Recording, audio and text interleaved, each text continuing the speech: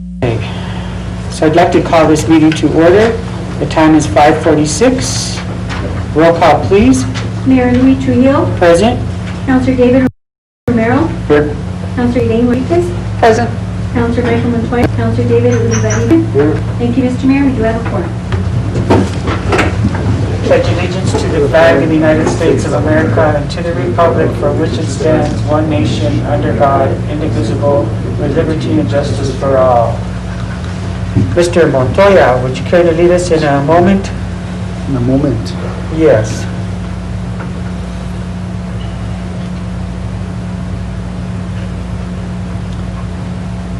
We pray for guidance to do right decisions in the council for our community. We ask that you keep our employees safe, our community safe, and always guide us in the right directions.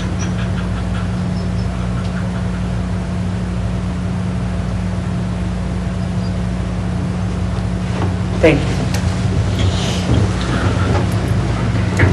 Sandra? Mr. Mayor, next item on the agenda is approval of the agenda, and I have a recommendation from our city manager to remove item number 2 under business items. And that is so that these 3 vehicles can be added to our auction, and this would be more cost effective.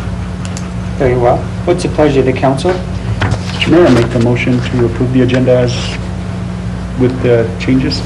There's a motion on the floor by Mr. Romero. Second, please.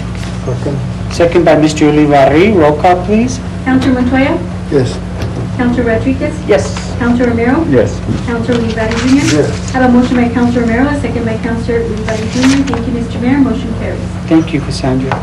Next item on the agenda is our mayor's appointments reports.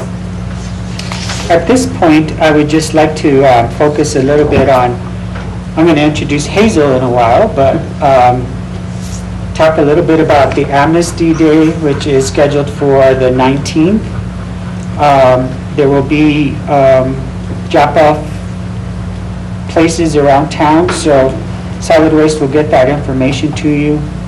The CARES money for business assistance, Bill Hendrickson has put together a draft application for the CARES money. The city, we still need to get names from councilors for a committee. We installed doggy bag stations at the city parks. So now if you take your dog to the park and they excuse themselves to the bathroom, you can pick a little bag up and clean up after your dog, your mess. We look forward to a city retreat on Saturday where we're going to discuss several things. And I'd like to also thank everybody from Las Vegas Optic for covering the story about our volunteer program. It was a big success. It was a beautiful day, and it's the start of a really, really big thing. So I'm very excited about that. It's the first time ever that these organizations have been together for any one cause in the city. So we're just so super excited. So, but I would like to meet Hazel and introduce Hazel. Hazel the dog. Come on, Hazel. Come on, sweetheart. I keep forgetting to bring treats. It's okay, I'm sure she's just happy to get attention. So tell us about Hazel. Hi, Hazel. So Hazel's only been with us for a few days. She came in over the weekend, but she is about 1 to 2 years old. She's a border collie mix. When she microchipped, we found owners something wrong with her back, so she's with us on her way to her home. But she's been great. She's full of energy. She has a roommate now, but she's already trained and ready to walk off the door. She has a beautiful scarf. And she's playful. And tell us what you do. So I am the main dog kennel person. So Monday through Friday, I'm the person working with the dogs, giving them cleaning kennels, feeding, pretty much anything they need. I'm the person. So yeah, any questions you guys have about the dogs? Tell us about For the most part. you. Sí. Alex, she is our county animal control officer. And I think she may actually have been the one to bring in this photo. Well, Alex is so great. So Hazel would like to go home with somebody. Anybody want to take her home? Bill? Bill? I'm not in control of that. Okay, I'll call Kathy. Remember that next door they accept hay, blankets, food, cash. Cash is always good. Blankets for the winter time, anything like that. So treats, dog treats, cat food, dog food. And so they can feed Hazel. And thank you so much. Thank you all. And let me know how she does with cats. Yeah, we'll definitely test her out. What's her breed again? We're calling her a border collie mix. Okay. Shepherd So- or something, maybe. Yeah, she might have a little bit of She might- shepherd, She healer wants in to go home there. with you. Yeah, my grandkids want a new dog, so Oh, She's darling, my yeah, God. come check her out. I will. I'll bring them. Thank you so much. Thank you, guys. Thanks, Alex.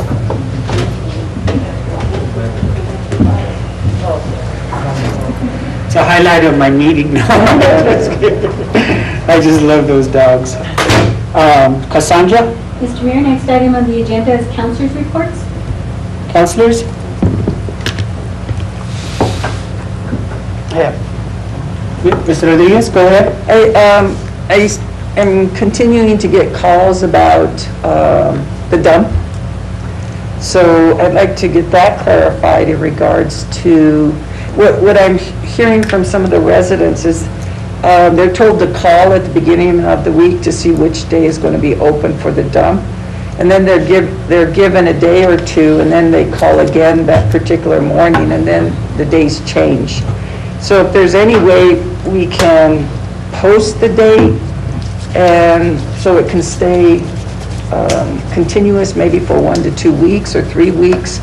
There's just a confusion in when they can go dump, and this is kind of an important time now in August, but as we moved out of September and as we move into October.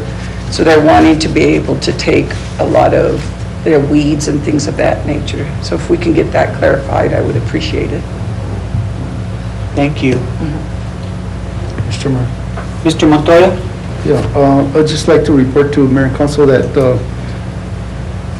PNM called us back, and they are scheduling a meeting with us on that property exchange in the Riverwalk for some property identified over at the industrial park. And we'll keep you up to date on that.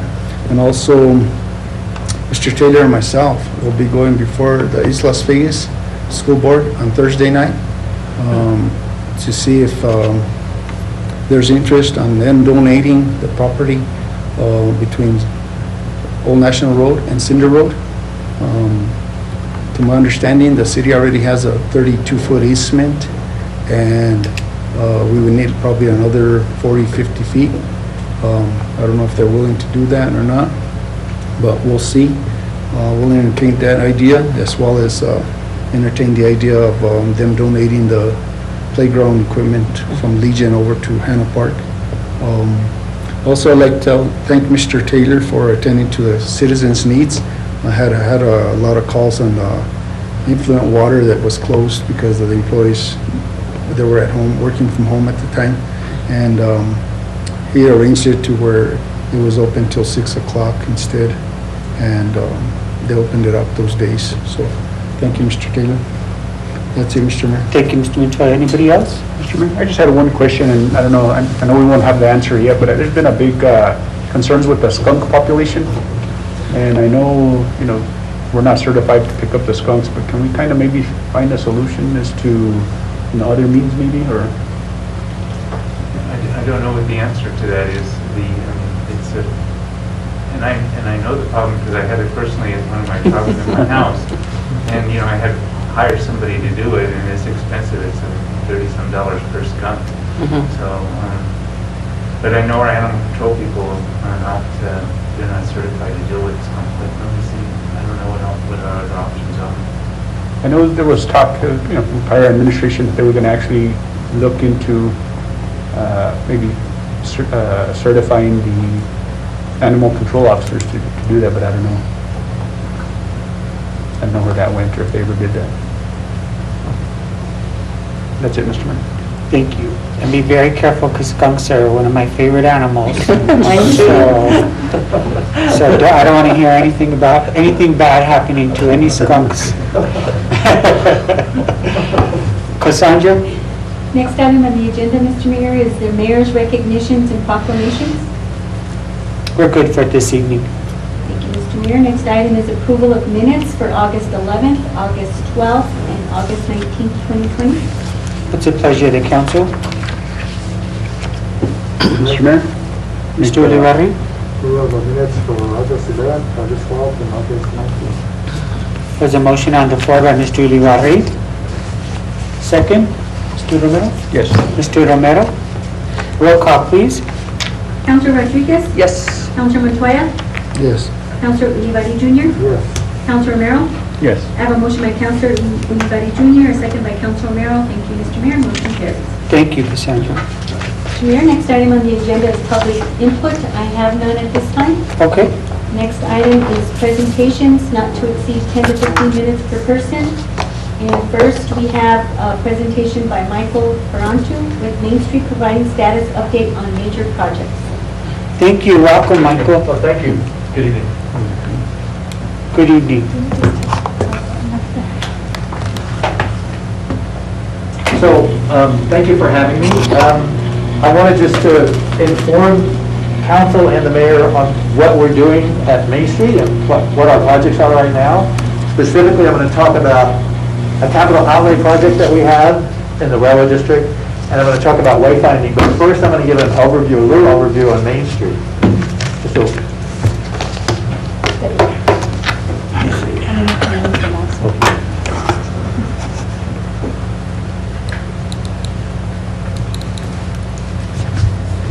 not my computer, so.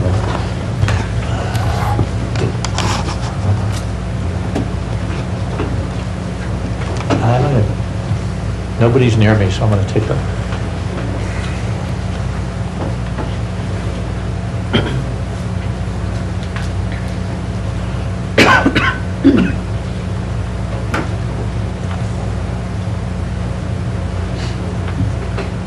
Okay.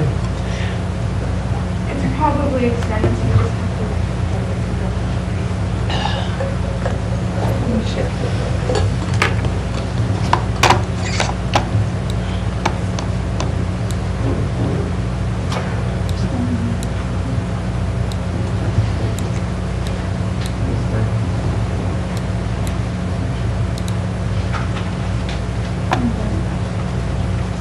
Okay. So can I see it on here too? So I can read it?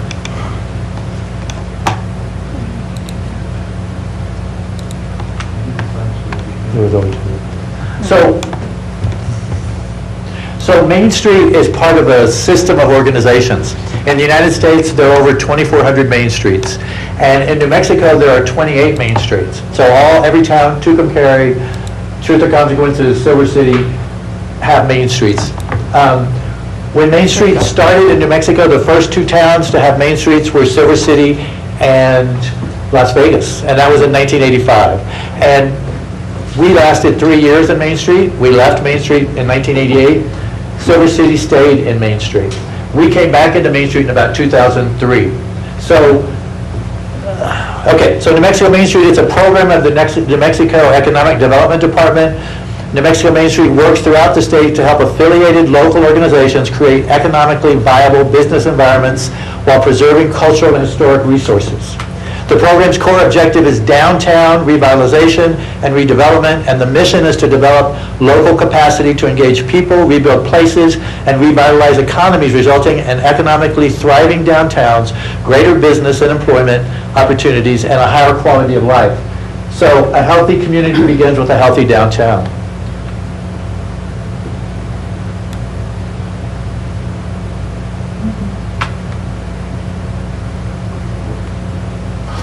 A healthy community begins with a, so let me flip this down. Virginia? Can you, Virginia, I'll do anything for you if you do that.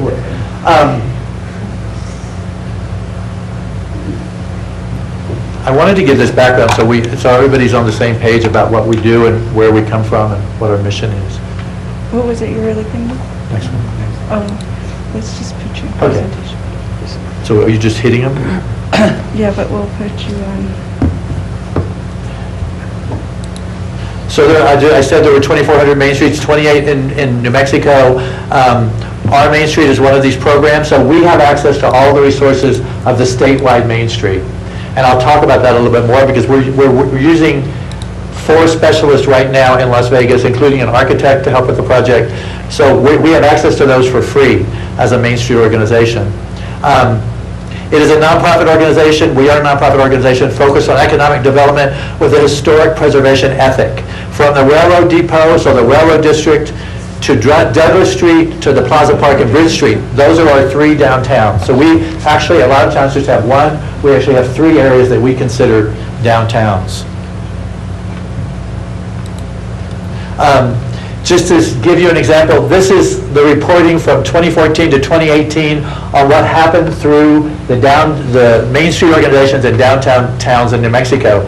And private sector reinvestment was 124 million. Private building renovations happened in 1,172 buildings. There were almost 700 new businesses and businesses created with new business expansions, and the net jobs created was 2,714. Also, volunteers are a big part of what we do. We're doing Cash Mob, which I'll talk about tonight. We have 8 volunteers for Cash Mob that are working really hard to make Cash Mob successful. So we do a lot of what we do is with volunteers. These are the 4 projects that I'm going to discuss tonight. So we're doing a capital outlay project. Right now, we have about $616,000 to start the renovation of the railroad district. That's a $2.2 million project that was started in 2016, before my time. It's a Great Blocks project, so it's funded through the capital outlay program that where New Mexico gets its money. And it's restricted money. It's restricted to specifically, and I'll talk about that in a second, but it's restricted to specifically the kinds of projects like we're doing in the railroad district. I'm going to talk about wayfinding. We're desperately in need of wayfinding, and we're at the point right now of fabrication of the signs that we've been working on for the past 2 years. So I'll talk a little bit about that. I'm going to talk about the Cash Mob because it's really been successful and it's doing really well. And I want to talk about a project that we're working on with Mayor Trujillo, which is the Gazebo Bridge project, I'm calling it. So, Great Blocks on Main Street. So focusing on a viable core 2 to 3 block commercial area, Great Blocks on Main Street is an innovative and intensive design redevelopment project within the Main Street district, resulting in shovel-ready construction documents. We had our shovel-ready documents in about 2017, and then we started applying for the money once we had the construction-ready documents. We wrote a grant in 2018, and we got $150,000, and then we wrote a grant in 2019, and we got another $400,000 to work on this project. This program is funded by the state of New Mexico through its capital outlay grants. It is funding restricted to these Main Street projects. Wayfinding, and I have more extensive, if we have time, I have more extensive presentations on I don't know if people here have seen the capital outlay project in the railroad district, but I can show you. And I have more extensive images of the wayfinding. So wayfinding, the definition of wayfinding is the way in which people orient themselves in physical space and navigate from place to place. So when they arrive, and we deal with this at the train station all the time, when they arrive in town, they say, how do we get to the plaza? How do we get to Highlands? How do we get to the Carnegie Library? And the signs are going to help them do that. So funded through the Las Vegas Lodger Tax Board, this project has been awarded $92,000 to date. We've spent about $40,000 on the planning and the design. We were awarded $52,000 for the fabrication and installation, and we're at that point now. We're at the point of fabricating. The only thing that might hold up the fabrication is if we switch back to the idea of University being two-way and closing National. So that'll switch out about 3 signs, so we'll have to redesign those 3 signs. And these are, wait, these are examples of the signs. So there'll be different ones in different places, like the one in front of Carnegie that's going to go there might have the history of the Carnegie Library and talk about Carnegie Libraries in New Mexico. Will this have anything to do with pulling cars off I-25?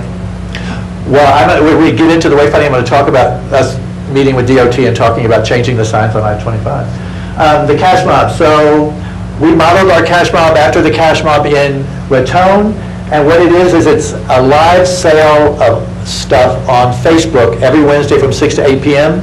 So we started on June 17th. We've done 12 cash mobs now and raised about $44,000. So how that works is, in those 2 hours, we've had a store make, I think the lowest they've made is $2,000. The most they've made is $8,000. So it's been really successful. We've done 2 stores, we're actually doing 2 stores tonight. We're doing Cute and Sassy, the tiny little jewelry store on Bridge Street, and we're doing For the Love of Vinyl, which is across the street. So we'll spend an hour in one store, an hour in another store, and then we cross between.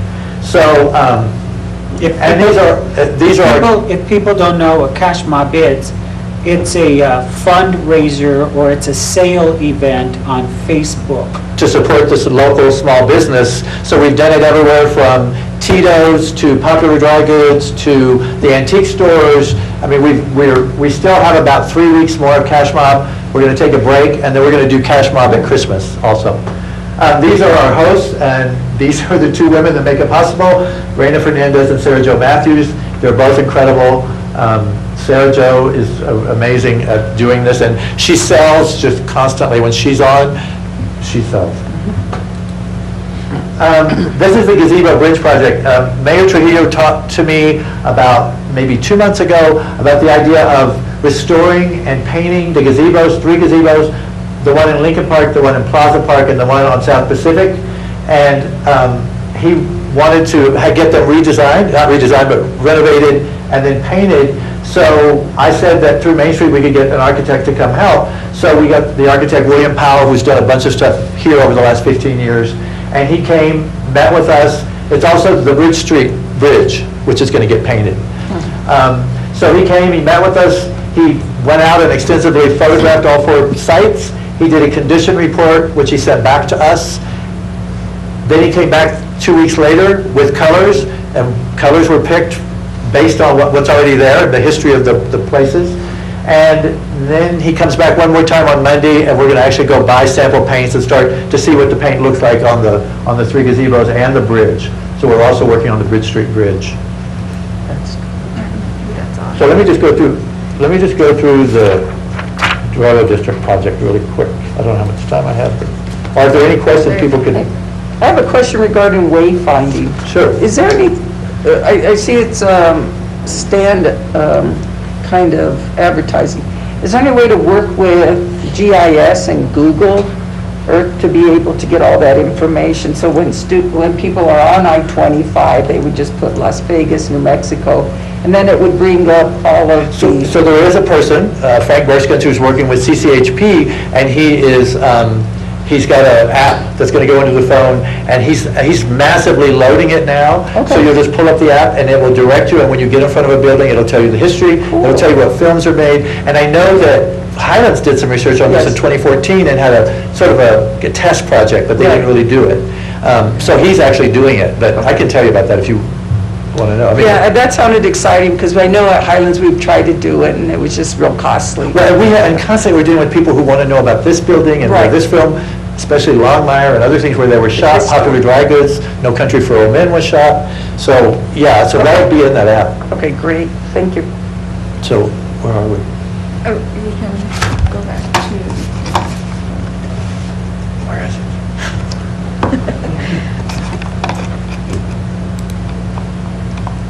So right, let's go back.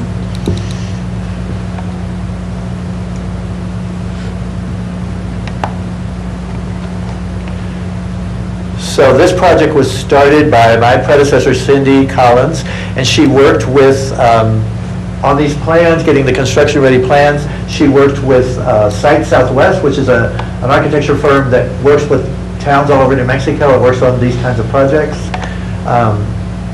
So this is a before photo. This is what it looks like now, Railroad Avenue, Lincoln, the train station's at the bottom, the Castaneda Hotel, the P&M building, which is been renovated as incredible shape.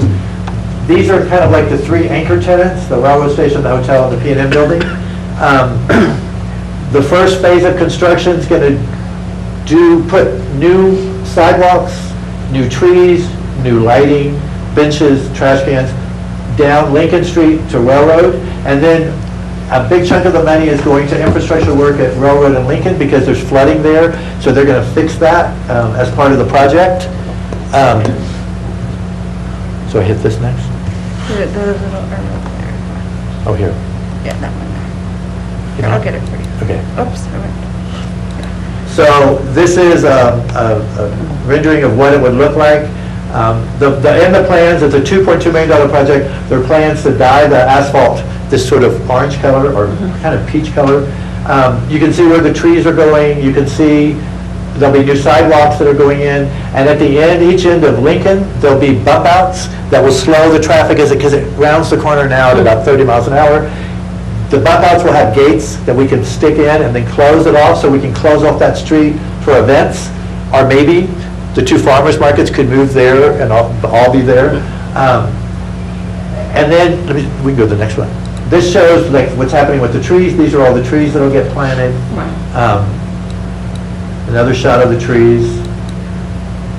This is before on top and a rendering of what it's going to look like after it's finished. An important aspect of this is what happens on the corners with the bricks and how it makes it pedestrian friendly. We have lots of people that arrive by train, and we have the visitor center and the railroad station, and we have people walking all the time. Even today, a lot of people were walking that area. Next one. So, and this is a shot down Railroad Avenue to the Castaneda, and again, that's right in front of the train station where people walk across when they get off the train or when they park their RV and then go walking through the town. That's it. When is that scheduled to be completed? What's what? When is this scheduled to be completed? Well, we're ready to do a request for bids now, and I'm working with Bill Hendrickson on that. So we would like the first phase finished by next summer. Wow. The state of New Mexico wants us to do it, and they want to give us more money to finish it. So they want us to get one phase done. Right now, there are projects like this going on in Farmington and in Raton and in Tucumcari, and they're in the last phase, so they're almost finished. We're going into our first phase. So the whole project could take about 3 years to do completely, but the legislature is real supportive of the whole That's idea. beautiful, that's beautiful. So can we do the next one? It's gonna be nice. Finally. So there'll be a place even for like a small concert venue or outdoor venue? Yeah, and when you could do concerts, you could do anything if we shut the street down. We're talking to Dr. Minner about Highlands doing something there because they want to do something there.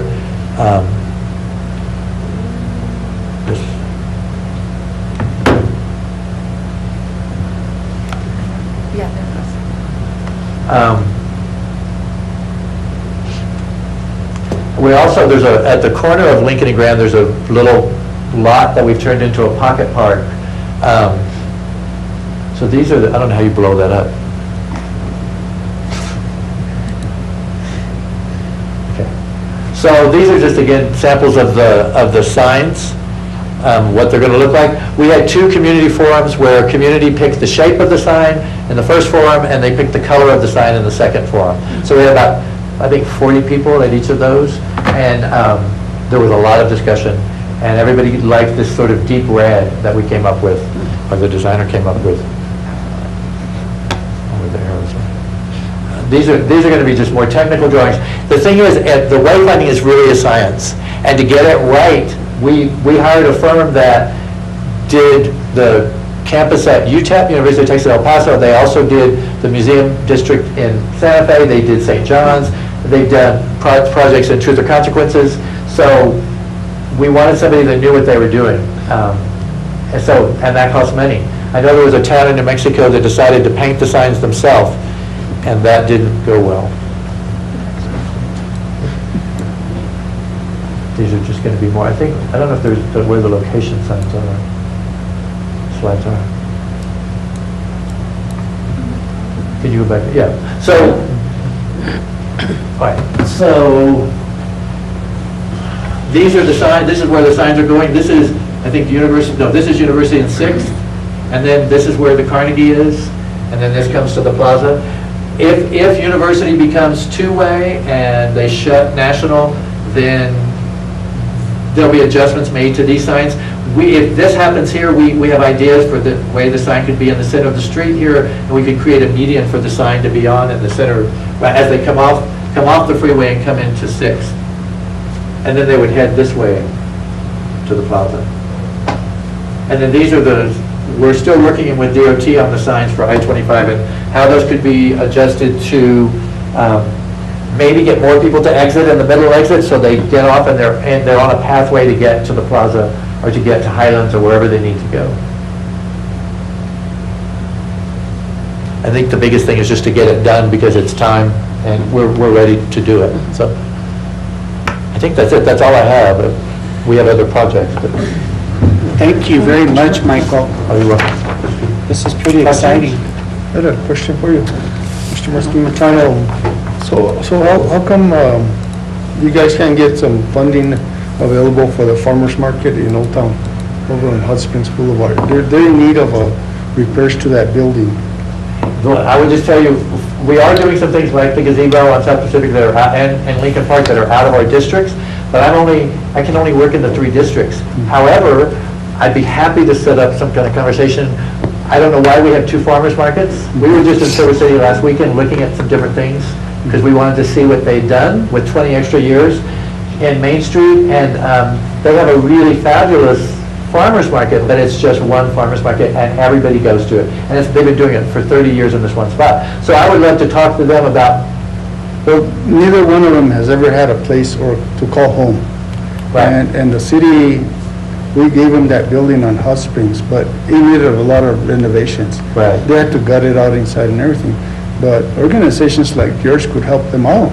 I mean, we need some kind of activity in Old Town also, Right. not only here in Newtown. The one at the IC School Church parking lot, that one, they just allow them to do it because it's not being used, I guess, during those hours.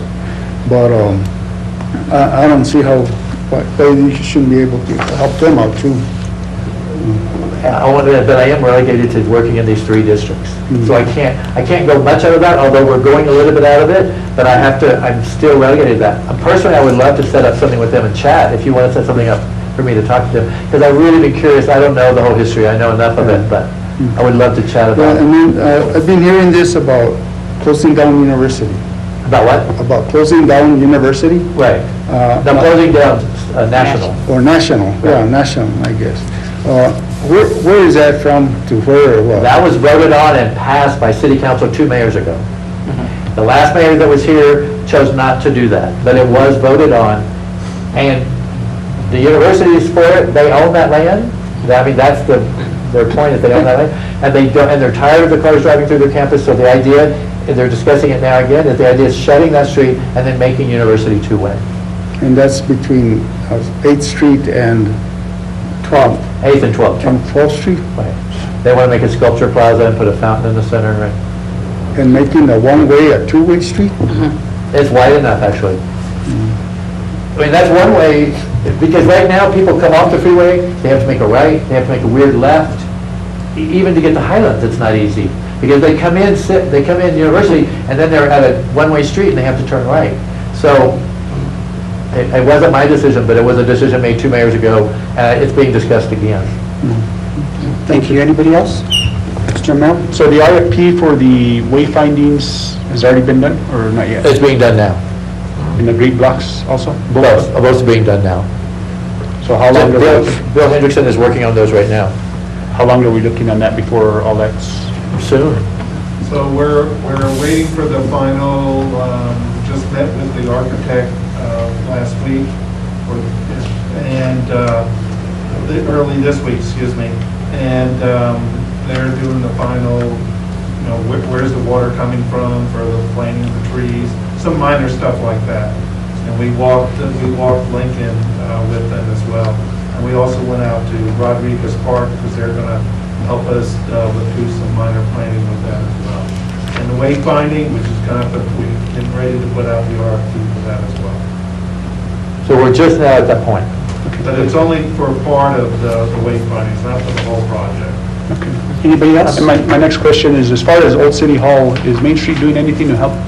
Well, Find funding. we were working with Robert Archuleta on that project, and I know he wrote 2 grants. We put together a grant team and tried one grant and didn't get it, but we're very interested in helping with that project. We think it's a really important building. The first municipal building in New Mexico, it's an important building, but we're not working on it at this moment. And Robert was really working on that, and I know before he left, he raised about, I don't know how much, 150,000, I think, to work on that building, to shore up the roof. But we're not involved in that at this instant. We were. Is that in the back burner at least? I mean, Excuse me? Is that in the back burner? Oh, yeah, oh, no, it's more than the back burner. More than the back burner, actually, we had, Bill met with the architect, worked on cleaning out all the pigeons. That was the first thing that had to be done. The pigeons had to be dealt with in the pigeon guano because nobody could go in there because it wasn't safe. We're looking at now moving forward with the roof, but we may not, we'll see how far we can get with the amount of money that we got. We got a total of, it was actually something like $100,000, not $150,000. No. So we're going to see what we can do with that. Bill's met with the architects and they've talked about it's going to be a very expensive project. Very expensive. We can't get there $100,000 at a time, so we're going to need a lot more money for that. What Highlands did, for example, when they did the trolley building, they got $6 or $7 million. They got $7 million to redo Rogers Hall. They just got $7 million to do Sinninger Hall. We need something like that to be awarded to the city. And we were, the National Trust grant, we were going with a large grant, but then they canceled the program. I mean, all this stuff happened in the fall, and they canceled the program. So, I mean, we'll go back to the National Trust at some point. And the way that, and before me that was done, was grant teams were put together because we have some really good preservation people, like Elmo Baca, here that would help sort of be on that team to help write the grant, because it's a serious project. I needed to talk about two things which I forgot. One is, we also work on promoting the city. So I've been working for a year with Preservation Magazine, which is the magazine for the National Trust for Historic Preservation.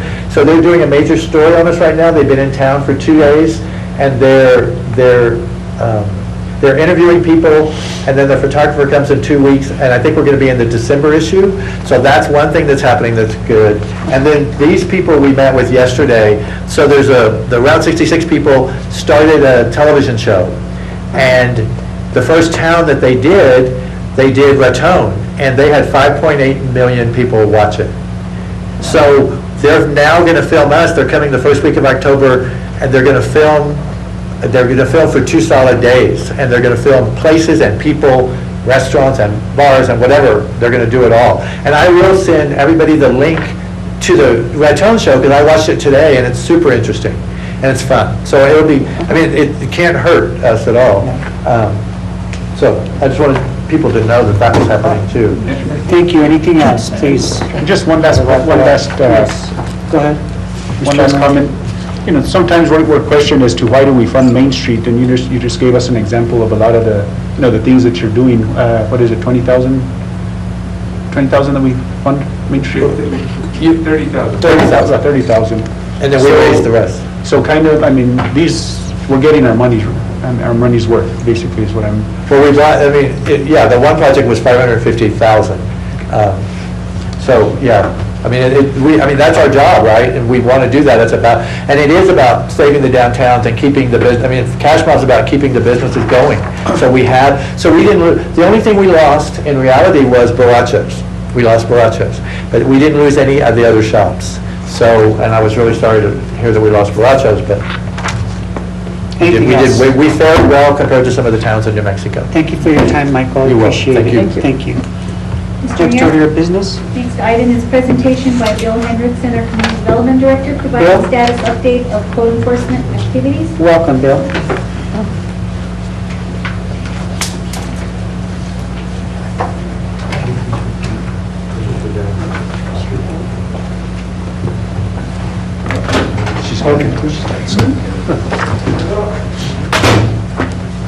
All right. Thank you.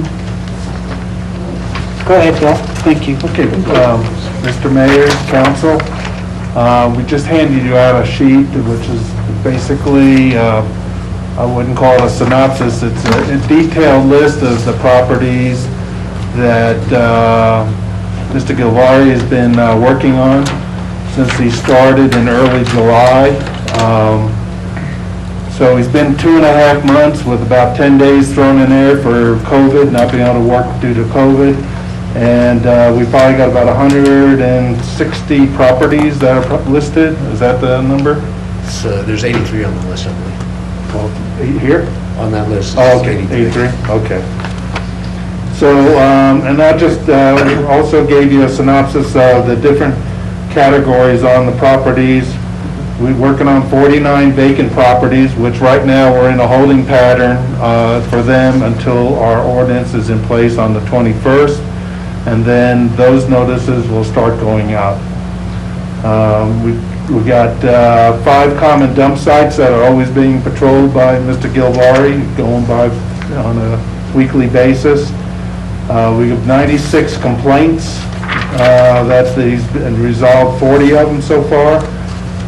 And we've issued 39 red tags for nuisance and vacant buildings. How do you determine a building is a nuisance?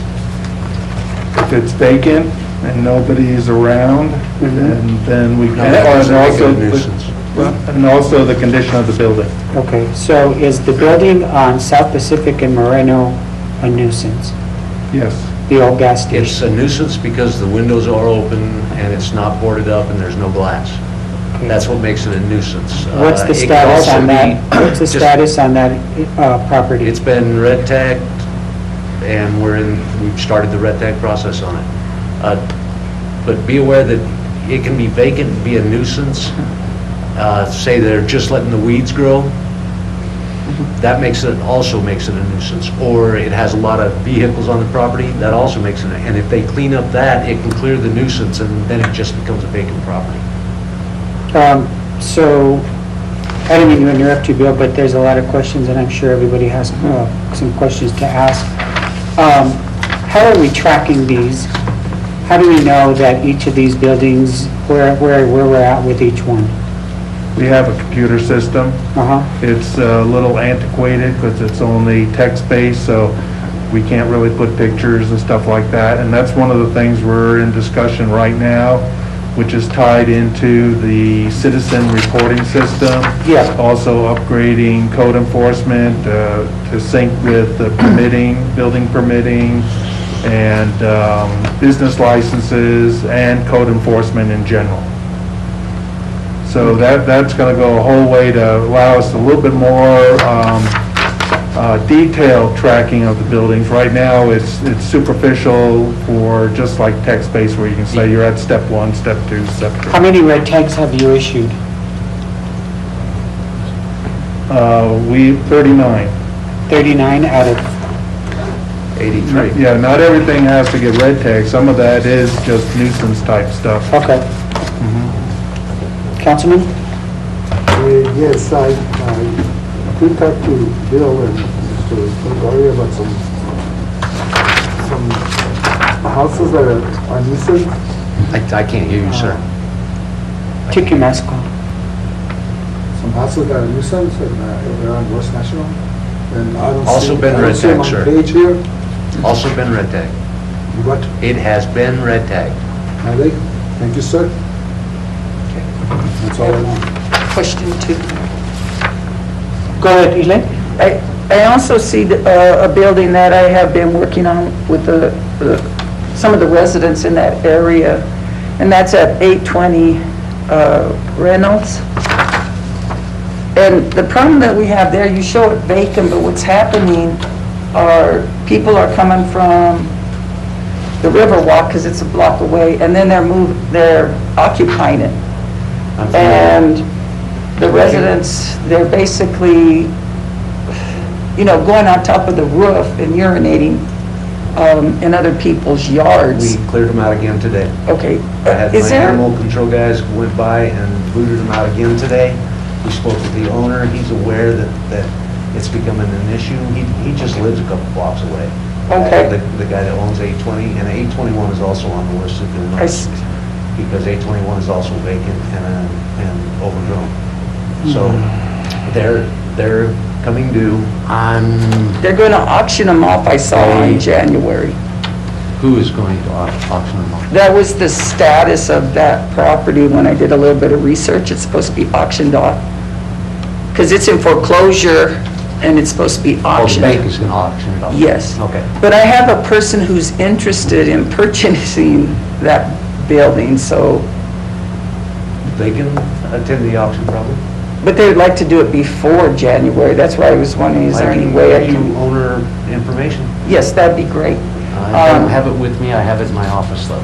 But they keep utility lights on in there, and that's why, is there any way, I guess we can't ask them to How lock they're it? getting power. Okay, They're pretty shifty, and they're sometimes able to jerry rig into the power grid. oh, so they And as might, soon as we can identify where they jerry rigged in, we get in to cut it off. okay, thank you so much. But for they do working. not have any other utilities. Okay, thank you. I double checked that today. How about, I'm sorry, there's a property on North Gonzales that people are calling me on constantly. Already been red taxed. 2506? The one just short of Mills, Yes, already been red taxed. okay. That's, I don't want to get into names, so. Okay. Yes, Mr. O'Meara? 831 Chavez Street. I think that's when I came in, I saw Bill and Chavez and Tecolote. stuff. No, Sapia. 831 Chavez is just a vacant building. Are you talking about that great big one with the L-shaped outbuilding in the back? Yes. That's just a vacant building. We closed it up a month ago. Okay, the problem has Public been, Works went out, bolted all the, well, actually PD also helped with that one. okay, the problem that we've had there is they've already, city has gone in there twice already to clean up the actual property. It had become a dumping site. The neighbors have been complaining now, you know, there's overgrown weeds, the whole 9 yards, so what are we doing? On that particular property, it's way down the list. It's bolted up, the windows are boarded up. Because my Doors question are is boarded up. we've already given them 2 opportunities to clean up, obviously they're not cleaning up, so. I have not given them 2 opportunities to clean it up. I don't know what you're referring to. I'm saying the because I have city of no Las record. Vegas has, the city of Las Vegas. I mean- have no record of it. So I had to So start. because you have no, I had to start at step 1. So we closed up the building, we kicked the squatters, they did have squatters. We got the squatters out, we closed up the building, closed up the doors, closed up the windows, got it, the building secure so they can't get in there. okay, so what do we tell the neighbors? It's gonna be 6 months? That's my question? No. What's the timeline? I can start doing vacant buildings on the 21st. The 21st, when that bill that you guys passed last month becomes active, then I'm going to start on all the vacant buildings. But the problem is, I don't think that we've been able to in the past to even get a hold of the property owners. 831. I have the property owner. That's half of my job is tracking these guys down. He lives in Albuquerque. So I guess my question is, so there was no record at all of us cleaning it before? Or- I mean, and I think probably Virginia There might was a know lot of something there. scattering of records, because there were several code enforcement guys that came and went, and the record keeping didn't follow. I think that's one of the things we discussed when we looked at that app yesterday, was we have a real problem with continuity and Yeah. not having records of what's been done in the past. And so hopefully, when we move forward with that, we'll be able to keep track of these things and not let them fall through the cracks. But when we, I mean, on that specific, I understand these other ones, but this one's already been cleaned up by the city twice, so there should have been record from Public Works or something that they cleaned that up. Well, one of the things we are looking at is, going back in the past and working with the city attorney to find out, do we have liens on some of these properties? And so it's pretty much a manual process in trying to do that. And again, as Gil mentioned, going back, it was a paper system. So if we don't have the paper, we don't have the documentation. There's a lot of stories that I sometimes pick up snippets of information that I actually really need out of people telling stories about, oh yeah, I remember when they did this, or I remember when they did this. And if I can get a ballpark time frame, sometimes I can track it down through either Cassandra or through utilities. And they've been awesome about working with me on getting me information, getting me phone numbers, getting me addresses on, because even if they're not living in, say, that property, the Chavez Street property, even if they're not living there, they may have an account somewhere. And if they have an account, Jody will track them down for me. So that, there's a lot of chasing, but once I get them tracked down, And just like most of these, understand my because I've question. had them for so long, I started collecting, Chavez Street was like my second week here when we closed it up. So since I've had it for so long, I've had time to gather all the information on it. So as soon as the ordinance is cleared, I can move on. So that's all it's waiting on. But you have to understand there's a process for all of these guys, and it takes a long time for each one of them. Let me just spend some time on that, and that's something that I want to look at. Years ago, when I was on the council, we had this process where you give them a red tag, and then they have so many days, and then you give them 10 more days and 20 more days. Our ordinances don't have teeth. And I'd like to shorten that ordinance up to where you issue a 10-day notice or a red tag, or you give them 10 days, they have 10 days from that date to clean it up. If they don't, then they get fined, or whatever. Well, there is no fine. Well, that's part of the problem. It goes straight into the abatement. Right. But the process we have is so long, is that you have to go and you have to retag it, and you give them 10 days, and you give them notice, and you have to send them a registered letter and all this stuff.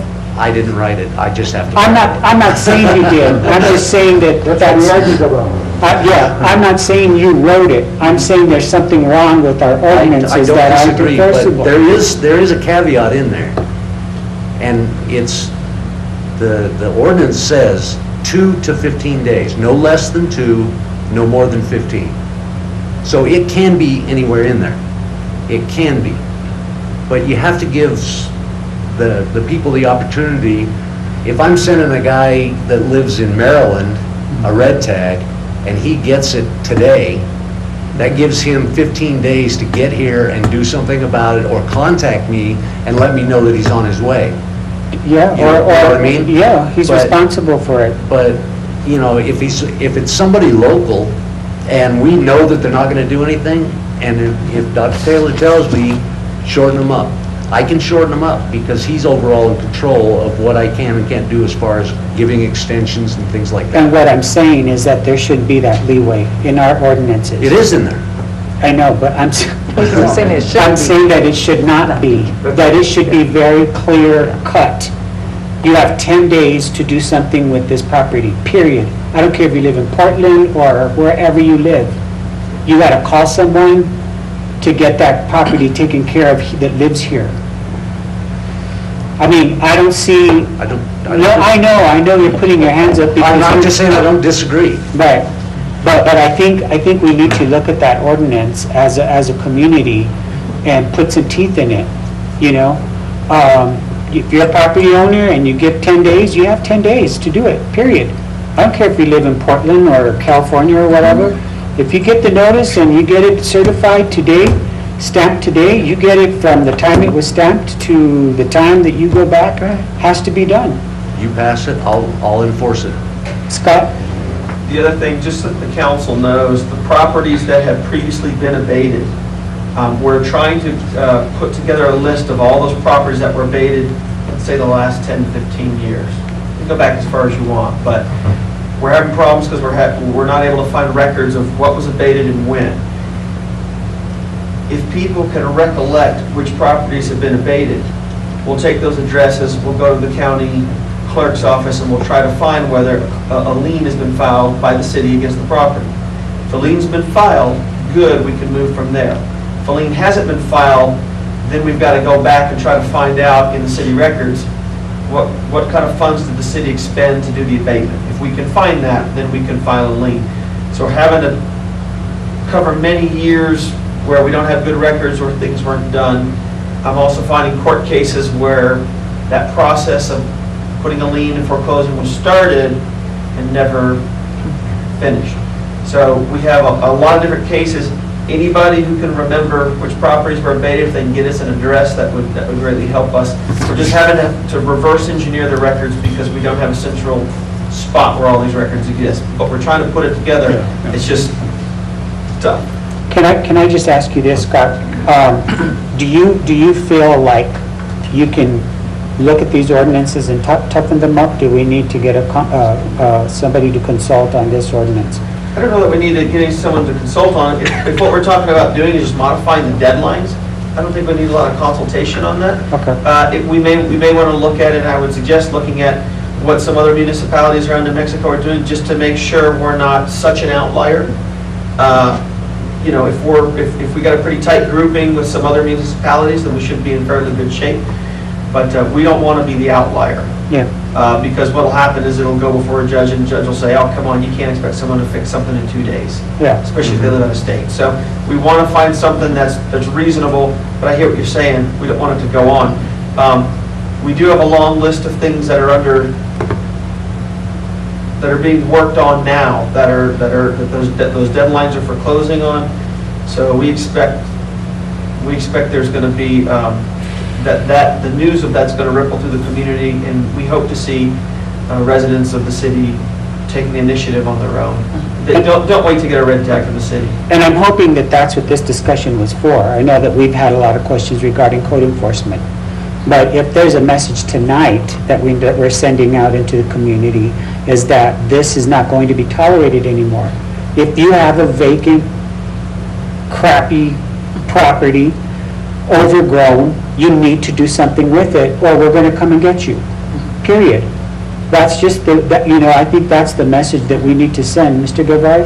That's not the only things I'm going after. I'm also going after the properties that have 30 vehicles that are wide open and just rat infested. I'm going after the ones that have let their property just go completely down the toilet and they still live there. And we're not just concentrating on vacant houses, we're not just concentrating on the nuisances, we're trying to cover all the nuisances. Because there are a lot of properties that just have way too much garbage in their yard. Mr. Mayor. So we're hitting those as well, and they're being red tagged right alongside the rest of them. And I just want to, we're just restarting this program, and we all know we're inundated with all this whole list that you're seeing here. And so, as we start working these issues out and take them to abatement and doing what we have to do, I think you're going to, like you said, I think it's going to send a message out to the public, hopefully, that they're seeing that something's being done because it hasn't been done in the past X number of years.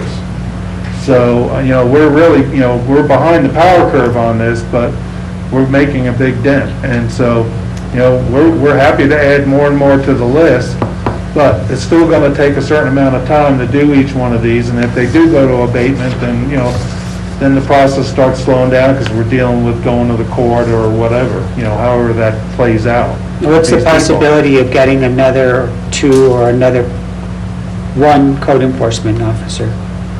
Well, I mean, that's a budgetary decision as far as that's concerned. Yeah, and I know the budget's tight, but I feel for Mr. Gavari that he has, 100 and some properties to take care of, and that's just the tip of the iceberg. And you don't really see the ones too where people are having a note put on their door and says, you need to clean up your yard, and it's a real mess, and they do it.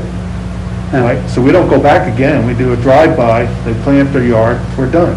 Yeah. And so there's tons of those. And so, and as far as the time frame, I don't think the time frame is that long, because within 30 days, you can get 2 notices. And your second notice is starting the abatement process. Mm-hmm. So it's not a really long process. Mm-hmm. What happens after that is going to be a long process. That being said, one of the other things about the 2 weeks is if it is a property that has a lot of vehicles and debris, that takes time and money to get it cleared off. It's very difficult to get rid of half a dozen cars. First they have to pick them because they're all their babies. But first they have to pick them, but it takes time and money to get rid of that stuff. No, I understand, but So they're the ones who accumulated it. I It's on their understand that, property. but So that shouldn't have anything to do with our time frame. That's their responsibility. If they have 40 cars on their yard, that's their problem. They have to find a way to get rid of it within that time frame. I have a question. Go ahead. Bill, you just mentioned that we're not we're not keeping track of the individuals who, once they get the notice and they clean up their properties. Wouldn't we want to keep track of that to see if our ordinances are working, or if we need to change them or alter Really probably them? depends on what aspect we go after them with. Okay. So let's just say it's just yard waste and stuff like that. That's usually a verbal. That's a verbal request, will you please clean up your yard, or I'm gonna have to cite you. And more often than not, they're cleaning up their yards. Okay, so if you don't have to cite them, then we know Right. that they're working on it. Where we come in the problem is Okay, thank you. are the buildings. So when we have a derelict building out there that is in obvious trouble, you're not gonna be able to sell it. It's gonna have to be torn down, and that process is what we're pretty much talking about here, where we have to go through the process, and I would think some judge would probably reflect badly on us if we only gave them 2 days to fix a building or do something with it. So we give them the 15 days to do something, come up with a plan, tell us what you're gonna do, whatever. If we don't get a response, we give them the second hit. You know, so if they come back with a plan, what they're gonna do with the building, for instance, Mr. Fram came and talked to us about his building on Bridge Street. He came up, he says, I'm gonna be repairing the roof, so-and-so and so forth, and we said, okay, you have until this period of time per the fire department to fix it. And I understand what you're saying regarding the judge, but also, the judge might agree with this. If I own a property and I've been a homeowner for 30 years of this property and I live in Maryland, I know as a homeowner, I'd have to come and check on my property to make sure it's And okay. the new vacant Yeah. ordinance, that's one of the things it deals with, is if they're going to leave the state and leave a vacant property, they have to have right. a local agent. So I really have no That was one of the line sympathy items for, in the new, right, in our new ordinance. So I don't really have any sympathy for people who live across another state. So when you own a property, it's your responsibility. well, that was one of the teeth we were trying to Yeah. add to that vacant building ordinance, is that they have to have a local Yeah. agent that can make it happen faster. Council? Anybody else? Bill? Bill Taylor? Mr. Mayor, on the resource issue, we just advertised, I think yesterday or the day before, for a person that's going to help with this. And so he'll be in Bill's office, and he'll be helping with the vacant buildings and other things. And so we expect to be able to hire within 2 weeks or so. And that's going to be a major help. Thank you. Thank you, Bill. I appreciate it. Thank you. Mr. Mayor. Mr. Montoya? I'd just like to, going through this list, you can see that there's half of them that are owners that live out of town or out of state, and that's an issue. But there's all these properties are gonna have to be taken case by case. And like you were saying, if they're willing to work with you, you work with them. If not, well, guess what? You got a surprise coming, yeah. But, for instance, the one along the Riverwalk, they're on San Francisco, those two homes there. Apparently, the parents died, the owners died, the son don't want nothing to do with it. So that's automatically $100,000 on the city to clean it up, that we're not gonna recover. So everyone is a situation, and we have a gas station across Allsup's on Hot Springs and Mills, for instance. It's been shut down for a long time. It's boarded up, underground tanks are still there. Do we want to incur that kind of a cost to where we're going to be responsible to taking those tanks out of Counselor. underground? You know, She's it's- local also. Yes. A lot of that is local. Well, did you find out it was local? Yeah? I got it right here. Okay. Well, anyway, you know, those are the big costs that on some of these properties we might be asking for. And do we have that kind of funding? I'm not quite so sure. Because this program needs to bring in some kind of money back into it instead of us just dishing it out all the time. And of course, we put a lien on the property, and whenever it sells, it's not going to bring in that much money to begin with. Right. So even if they sell it and it's valued at half the price, we're not going to get our money, full money back. We might have to settle for half price, $50,000 versus $100,000 that we paid to clean it up. Yeah. So, but I'm just making us aware that there is a lot behind the scenes. And I thank you for bringing up the list, identifying it, and I know people have called, I have called, everyone's called, and giving you guys an address or so. I know that even in our own city property, I think one of them on Railroad Avenue underneath the bridge of 104, that we have listed that we're gonna be selling to, that one needs to be cleaned up, and that's ours. You know, we own that, and the trees are 10 foot tall. So, you know, we're not exempt from all this. I mean, I think that we need to clean up our Act 2. Any city properties that we own, we gotta clean them up ourselves also. But, thank you for the list, and thank you for the update. Yeah. I think you're going in the right direction. Thank you, Yes, thank Mr. you. Guevara. I know you took on a big task, but, you know, it's something that's near and dear to all of us. And during the campaign, that was the #1 issue I heard from people, is you have to clean up this The town. public has been ultra supportive. Yeah, When I'm out in the field, they come out, they give me backstory. If they know owners' names, they give them to me, it saves me time. If they know phone numbers, they give me phone numbers. They've been very engaging and very helpful in tracking them down because they want to see their city cleaned up as well. and I think if we ever go with that app, that tracking app, the list is gonna quadruple overnight. When people can call and make a, you know, refer an address, that list is gonna quadruple. And so, you know, I just thank you for everything. Thank you for all your help. It's a big task, and I appreciate you very much. We're working at it. Thank you. Sandra? Mr. Mayor, the next presentation is by Virginia Marujo, our media Thank you, I coordinator. appreciate it. She's providing various sorry. options for a potential redesign of the government website. Because I have it on the sticky on my desk. Page 20, page 21, these are provided. Oh, yeah. But I appreciate your work. I can see it, that's fine.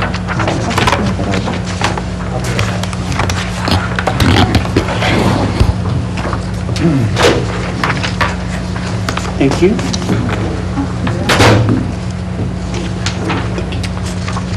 Mayor and council, I'm just going to give you a little prelude to the presentation that Virginia's going to do. When I first started working for the city, of course, the website needed a lot of updating and so forth, and I've worked with other organizations on their websites, and I knew what websites can do, and ours could not do much. And it's kind of in a fixed, I mean, it's not like it couldn't do it, but we would have to pay extra fees, for instance, to accomplish it. And we have the talent in-house to do it. Virginia is a very talented person when it comes to the web and the media and everything else and marketing. And I knew we had the talent, but that talent wasn't going to work on the website just because it's fixed.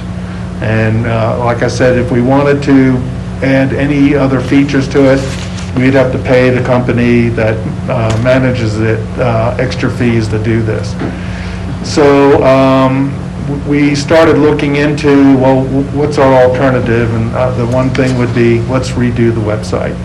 And let's use a software package that is, one, it's not restrictive, and two, it's easy to use, and it's a software package that other people, web designers and so forth, that have any experience in it can use it as well. So we could hire other people right off the street, and they could come right in and take over or help out on doing other things with the website. So with that said, I'm going to let Virginia talk to you a little bit about some costs maybe, and some of our ideas on the way we think the website should look. Good evening, council, mayor. For those of you that are new, and I haven't presented to, I'm Virginia Marujo, and I'm the media coordinator here at the City of Las Vegas. And as Bill was saying, what we're looking at is we're trying to make this website, and actually let me pull the website up real quick for you. So what we're trying to do is we're trying to make the website, the city government website, more manageable, because right now, it's run under what's called a Pure Content Management System. Actually, I'll show that to you in a second. So let's go through this real quick. Basically, what we're looking at is a possible redesign. Right now, again, we're working with the company. We've done minor changes. We've had this since 2015, back when the whole marketing actually began. And so we've had minor changes. I believe we'd had one redesign when our IPO officer, our past one, was here. He was able to get that redesign. We've had very limited changes, and we do have the tech support. But the building, updating, and such is very limited as well. So we can go in there and we can make text changes, like putting PSAs, information like that. But anything else, we're really limited to. We really can't do, actually. So say we wanted to change to pink for October next month for Breast Cancer Awareness Month. We don't have the means and the options to do that at this point. All we can do is put a simple banner on the home page. So with that, knowing that, our goals are to be able to transfer that whole content management system, improve the navigation, because if you also look at the navigation right now, there's a lot of broken links. There's links that you go to, you click on them and you don't know what's happening, if it's downloading or if you're going to go to another page or open a PDF. There's a lot of problems with that navigation. We want to be able to do 24/7 updates. So if there's an emergency, we need to put an emergency banner up there or something like that. We want to be able to do that. So that's one of the goals as well. And of course, to make it social media compatible, because we do post the meetings, the PSAs, and other information onto the social media as well. So to be able to make that transfer easier. And of course, make it more user-friendly, which will increase the audience engagement. So with those goals in mind, we're also looking to be able to collect information. Now, we do this right now with our Visit Las Vegas, our tourism website. We can collect information on our campaigns, who visits, what age groups, what country. I mean, we have so much information we can collect, but with this one, we don't. And if we can start collecting that information, we can see who is actually using our online documents. We can see where they're going to on the web page the most. And we can start analyzing it and start tailoring it and structuring it more to what the community needs are.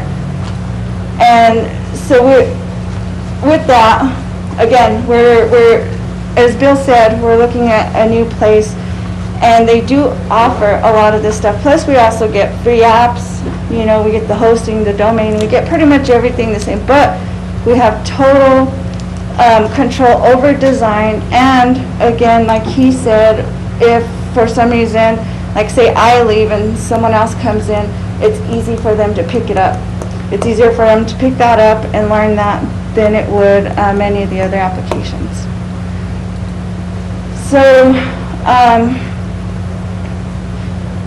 some of the cost with that, in conclusion, is we currently, if we were to do a small redesign, and I had IT help me with a lot of this information because they were the ones that were using it prior.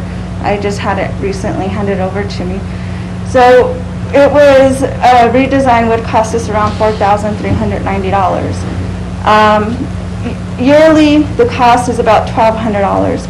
If we move on to, and I just put Wix there, but there's other ones that we're looking at as well.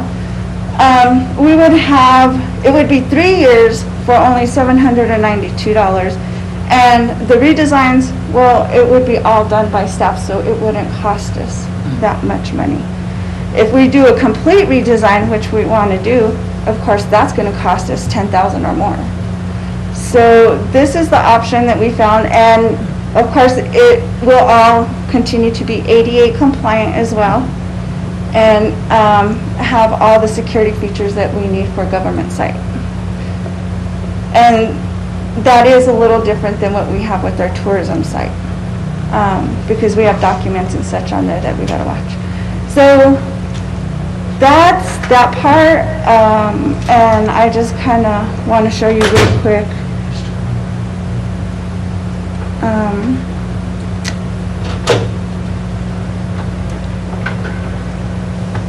So on here, this is kind of an example of what I want to, or what we want to move into. So I talked a lot with each department. We also talked, city manager and Bill really helped me with this a lot, of getting information from everybody to see more or less what they're gonna want with it. So we're kind of looking at almost the same thing. However, we will have no broken links. All this information is going to connect properly. And it's going to give you details of what should be happening and what should not be happening within these pages. So for example, if we go over here to this document center, first thing that says here, all documents are in PDF format for downloading. So when you click on it, you know you're going to be downloading a PDF. Another thing is on our original site, if you roll over departments, you get these departments. If you click on it, it goes nowhere. So another example, and this is just, I'm just going to go through this real quick because... So that's going to be kind of, that's the draft proposed? This is just kind of an idea. Okay, I have demo. various, Okay. ones that we'll present more as we get used. The idea right now is to figure out what we want in it, like a document center, like a contact, certain contact pages for each department. All these little pieces that we're trying to put together, a job board, which we have in here too. But department pages, we'll have these, and then we can alter these to whatever the needs are of that department. So fire department, I know they like to put a lot of news on theirs, and so we would do that, just like this one here where it has their most recent news. But that's more or less what we're looking at. And I mean, I have a whole bunch of others I could show you, but it'll take, all night. And a lot of, and some other stuff that we can't do presently would be doing a lot of stuff online. So, in my department, we have a lot of like permits, and we got license requests and all, and things like that. And we'll have vacant building licenses on there, where you can actually go online, fill it out, and hit the submit button, and it'll go somewhere. All right, where we can't do that now. So this is really, bringing us up into really a current state of web design. Right. And then one other thing is and let me pull this one up real quick to show you. So this isn't kind of another option when, we're talking about different options. This is a more interactive type. So as you go in there, you have these things, and it's just small interactions, just real subtle, things fading in and stuff like that, but it attracts the eye. And so that's kind of what we want to do, because a government page, of course, is really plain. You don't want too much on there. But if you can attract them just by these subtleties of these little small animations and stuff, that's kind of what we're looking at too. For example, the team. CMH, you guys look good. I haven't included you. No, can I ask, I have a question. Now, you mentioned kind of a minimal redesign would run about $4,390, and then a major redesign is about $10,000. 10,000 or more, depending on who you go with, yeah. Okay. That's the present software. With the current software, with this software, you can do it all in-house, and the cost will be the time of our staff. Because I didn't, 10,000 isn't a whole lot for It's not crazy. It could be design. So I was just wondering. You could spend from 10,000 to like $4 million on a website, just depending on what you incorporate. Yeah. So, does anybody have any questions? So, Mr. Mayor, so this takes 3 months to download, to get it running? Oh, are you looking at the timeline? Yeah. Okay, so on the timeline, I just put this as a random timeline. If we go with the one that we're currently working with, and we actually run our tourism website out of there too, so if we just put them all in one area, it's not going to take us that long. I would say maybe 2-3 months because all it's good, the longest part about putting the website together when I actually start doing it is going to be meeting with each department and making sure that we're incorporating everything they need in there. That's the longest part of the process. As far as putting it together, making sure it works and launching and that's not going to, it takes maybe 2 weeks at the most. But this won't be customer friendly as far as if I have a business and I want to pay my license through that, you can't purchase your license through there? Not at the time, but I know that they are working on those systems for the city. And the good thing about this is that we can also incorporate code. So when they build those apps for them, all they have to do is send me the coding and I can put it and I can embed it into the website so that we do have that available in the website. So it's just a matter of getting the coding when we actually get those applications and being able to put. Yeah, same thing with building permits. Yeah, well, exactly, and like the ordinances is run through E-Code 360, so we'll have to do the same thing with that and incorporate it into it. Now, this building, I hear complaints that you can't get good reception on it. Is that true, or sometimes the computer systems don't work right, or? I'm not sure about that one, that's IT's. Personally, I haven't seen a problem, but. No. Yeah. Okay. I mean, I run everything fine off of it, and he's seen me, I run 4 or 5 screens sometimes, and Well, I'll tell you, the website we have right now, Mr. Mayor, is, way outdated, and it's really like pre-primer. Yeah. I mean, I tried going in there when I came into council, and, I had a heck of a time just going back and forth. It's like the phone system, has really everybody's is. name, but who are they? So, the present system, like utilities, you can pay your utilities online. Then that's all Tyler. And we're looking into, enhancing code enforcement, bringing it up to speed to the newer versions that can do all this stuff online as well. So like Virginia mentioned, yeah, those modules come with the bill pay capabilities to make those processes happen. Yeah, because that's where we're headed. I mean, people don't want to go Yeah. meet with other people anymore. I mean, they just want to do it by phone or by mail or by computer. And we just had the Civic 311 app demonstrated to us where you can actually use your phone to pay your bills and so forth. So, and then also report issues and complaints and potholes and things like that as well, so. I like the idea, Mr. Mayor. I do too. I think it's Thank you for your work, Virginia. long overdue. Thank you, Bill. As we move forward, I would ask that if you as council and mayor, if you see anything out there that you want to suggest for the website, just let me know, or let Bill know, and he'll let me know. And then, we can work on seeing how we can incorporate those little pieces into there, those elements. Can you have an adoption section for puppies and dogs? We should. As a matter of fact, now that you mentioned that, I'm going to show you something real quick just because of your doggies. They do in other cities, they do. And you can go in there and adopt a dog or look at them. So there's, I actually did, wait, let me close these ones real quick. Who are those dogs? I'm just kidding. Mr. Mayor, while she gets that, I just want to make a comment, thank you and Dr. Taylor and Bill.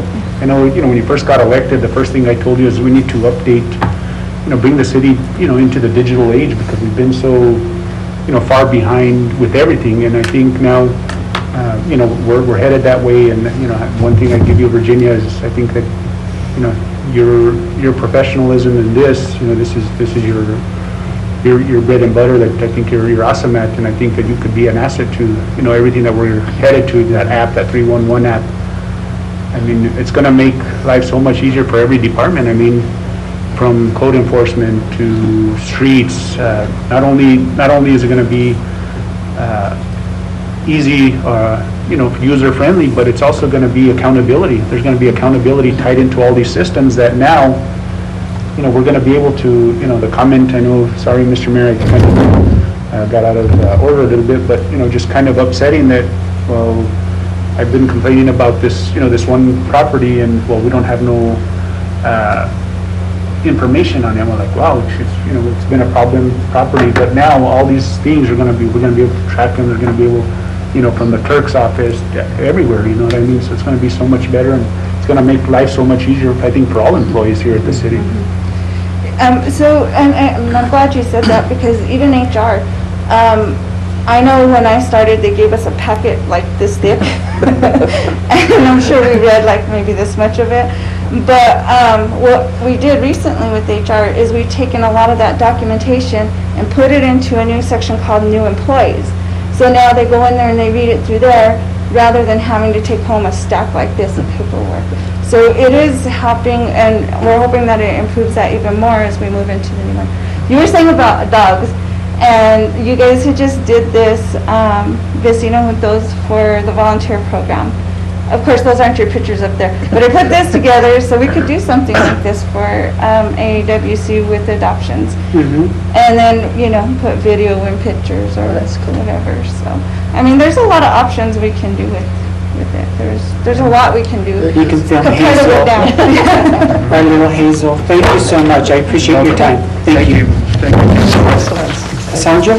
Mr. Mayor, next item on the agenda is City Manager's Report. Bill?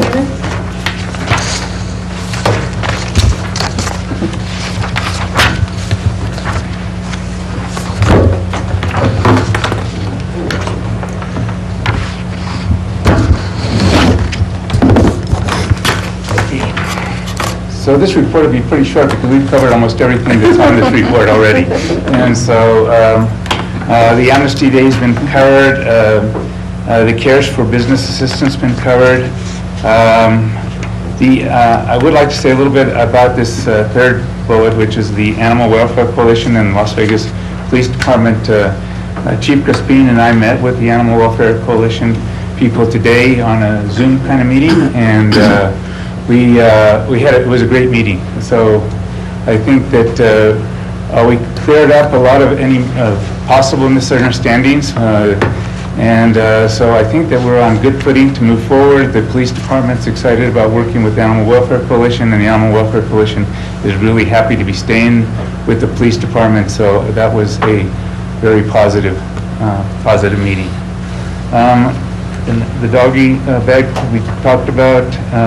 This My Code 311, we just talked all about it right now, and I think that Councilor Romero hit on a lot of the key points. He was at that meeting. We had several staff at the meeting, and I think everybody came around pretty enthused, but I asked everybody to get back together today. We had a Zoom meeting, I think at 3 or 4 o'clock today, and get everybody's input, and everybody was like, yeah, let's go for this. So I think that it's going to take care of a lot of the kind of problems we talked about, so that we can track things, we can make things accountable, so that we can make things easy for the public. And as the mayor said, I mean, one of the worrisome kinds of things is we're probably going to be inundated with requests over time as people learn how to use this this app. But it's a major step forward, and cities all over the country are doing it. The retreat, you all have received the agenda. We look forward to seeing you on Saturday. I met with Stephen today. We looked at the setup. We're going to have breakfast burritos for everybody. We'll have lunch for everybody, and we'll go through things and try to get things, get as much work done as we can. And this last thing is, you're going to go in a little bit. You're going to look at the what we've done in terms of trying to get an auction ready. And we had never done an online auction in this city before, and there's a lot of advantages to it. One of the advantages is just the scope of where you can reach out to. So now you have people who don't have to drive up to Las Vegas to buy some of the stuff. So we broaden our market. But we'd never done it before, and so nobody really knew how to do it. I talked to Helen about it, and as you know, I think there was a little bit of fear and trepidation about how do we do this. We don't have any experience with it, but she and the person that worked with her, Margaret Silva, really stepped up, and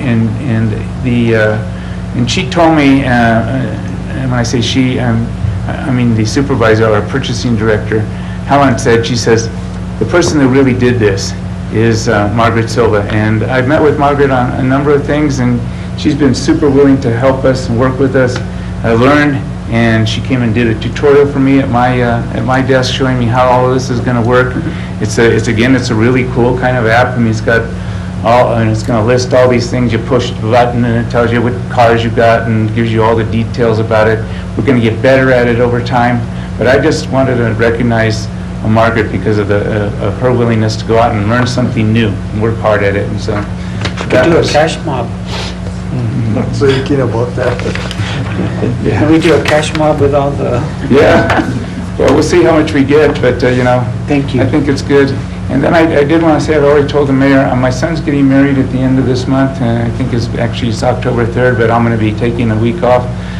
So I'll be leaving whatever that Friday, and I'm going to be going to New York City. It's no longer on the list of places that you need to self-quarantine, but I'm going to do it anyway. I'll work from home when I get back, and because of all these concerns. So, Well, congratulations, that's great. yeah, Congratulations. Awesome. thank you. Thank you, Bill. Appreciate it. Are you going to go into a little bit more about the auction when we kind of go through this? We're going to go through the auction in some Okay. detail. So, Cassandra? Mr. Mayor, next item is our finance report. We have our finance director, Mr. Jesus Vaquera. Mr. Vaquera, thank you. Welcome. Mayor, Council, Good evening, sir. good evening. Finance report starts off with the general fund. Looking at the revenues, they're 18% compared to the 16% for this time of the year. The expenditures is down to 13%, so we're not spending as much as we budgeted for. On the enterprise fund, revenues is at 15% and expenditures is at 11%. The recreation department, revenues is at 15, expenditures is at 16%.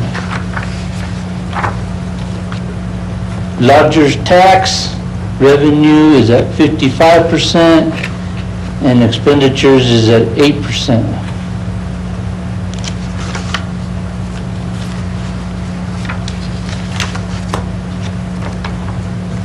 Any questions? I'll always ask you this question, Mr. Vaquera. Is there anything in this report that you need to alert us about? No, sir. Okay? I appreciate it. Thank you so much. Any comments, questions? Thank you. Thank you. Cassandra? Thank you, Mr. Vaquera. Next item on the agenda is our business items. First item is approval, disapproval of resolution number 20-51, approving the sale of obsolete city assets at an online auction. And we also have Mr. Vaquera speaking on it. Mr. Vaquera, welcome. Like city council, like the city mayor mentioned, we got online auction coming up. We are waiting for the council to approve it, and then I gotta write a letter to DFA and to the state auditors. Once those letters get approved, we can set a date and start the bidding online. The only other thing I have to mention is there's a 10% fee charged to the bidders. So that is attached with the online agreement that we have with the public group auction. So it gives them, they have to pay 10% above whatever it is. Above the auction price. Okay, thank you. Is that a total amount when you make a sale? What do you mean, like 10%? It's off of the bid, the winning bid price. Okay, So if you bid $100, it's gonna cost you $110. right. So, but it all falls on the buyer, nothing falls on the city. Mr. Bacaras, how are you gonna get all these surplus? Are you gonna bring it into one, to the yard back here? Are you gonna go to every, like the gas department, the solid waste, the streets? Are you gonna bring everything to one area?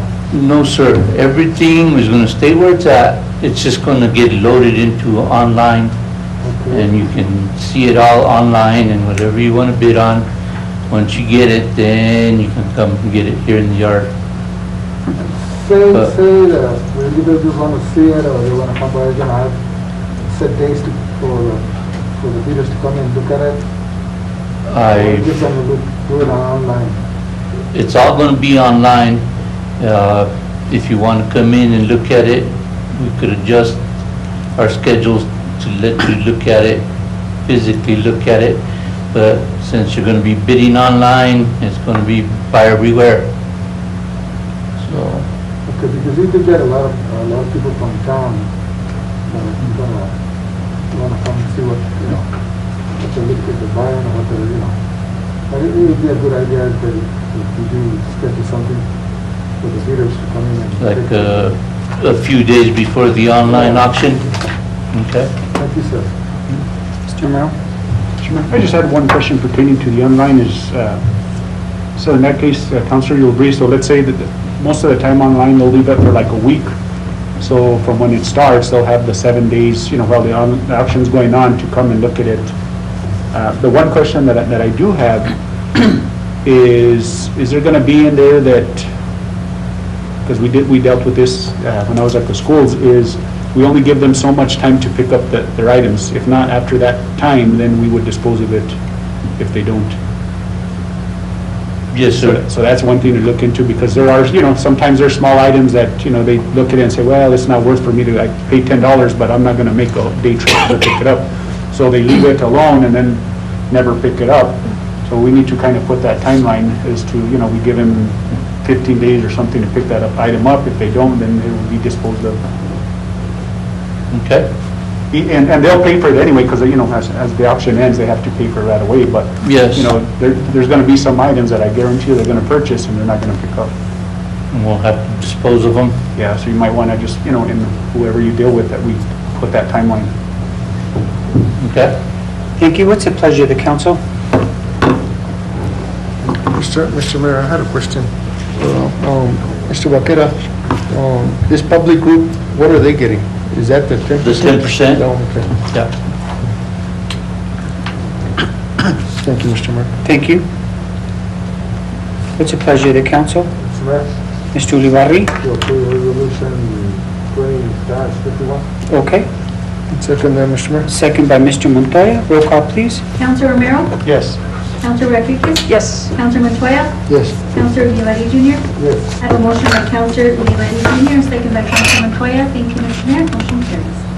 Thank you. Thank you, Mr. Vaquera. Thank you for all your work on this. Thank you, Mayor. Yes, sir. Mr. Mayor, next item on the agenda is approval, disapproval of resolution number 20-54 to transfer 3 vehicles to Mora County Sheriff's Office. We have our police chief, Adrian Crispi. Any questions? No? I thought that item was removed. Number 2 is... Oh, I'm sorry. Oh. Good evening, Mayor and Council. Adam Monson, Councilman. Any questions? What's the pleasure of the council? One Mr. Romero, comment on that, if we could just notify them to remove the stickers, because I think we gave one to the schools, and I think the schools still have the stickers on them. Yes, we'll be removing them from, well, they'll remove them. The ones that are going to auction, we'll remove them. We'll get that equipment out and remove them here shortly. Thank you. Mr. Mayor, I make a motion to approve resolution 20-54. Mr. Romero has a motion on the floor. I'll entertain a second. Second by Mr. Ulibarri. Roll call, please. Councilor Montoya? Yes. Councilor Rodriguez? Yes.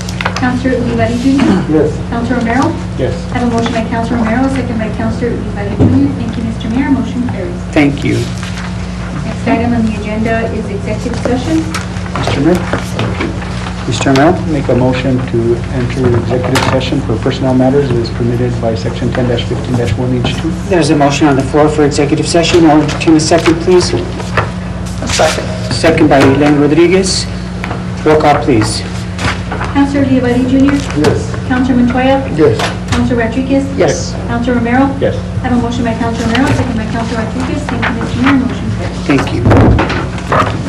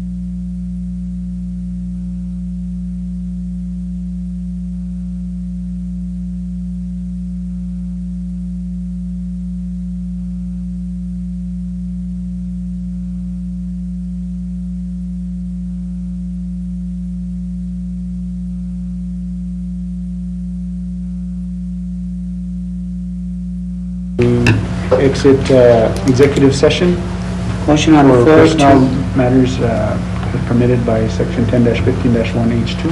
And I'd like to note for the record that only those matters specified in the motion for executive session were discussed, no action was taken. Second, Mr. Mayor. second by Mr. Montoya. Roll call, please. Counselor Olivari Junior? Yes. Counselor Montoya? Yes. Counselor Rodriguez? Yes. Counselor Romero? Yes. I have a motion by Counselor Romero, a second by Counselor Montoya. Thank you, Mr. Mayor. Motion carries. I'll entertain a motion to go back into Session. regular session. So moved.